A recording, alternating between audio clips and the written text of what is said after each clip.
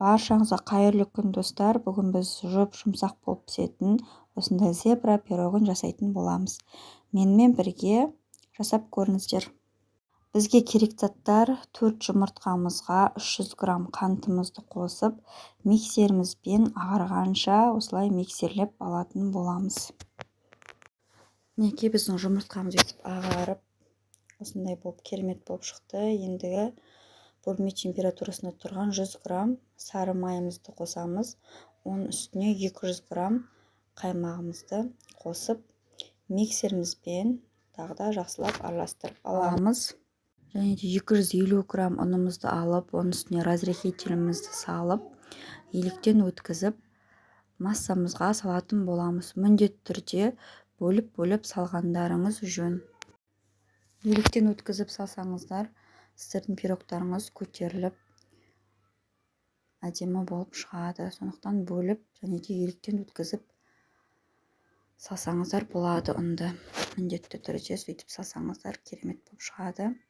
Мінекей біздің массамыз дайын болып шықты. Ендігі осы қамырымызды екіге бөліп алатын боламыз бірдей қылып. Және де екіншісіне 2 ас қасық какаомызды қосып, жақсылап араластырып аламыз. Дайындап алғаннан кейін формамызды дайындайтын боламыз.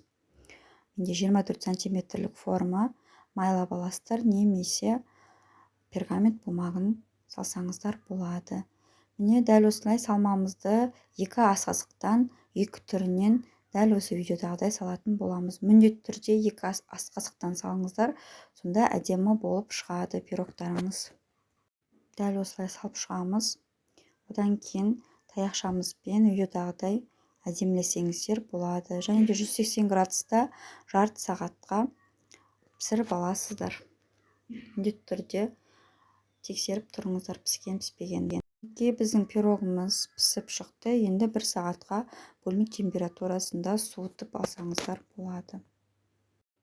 Біздің пирогымыз суыды, өте керемет дәмді болып шықты.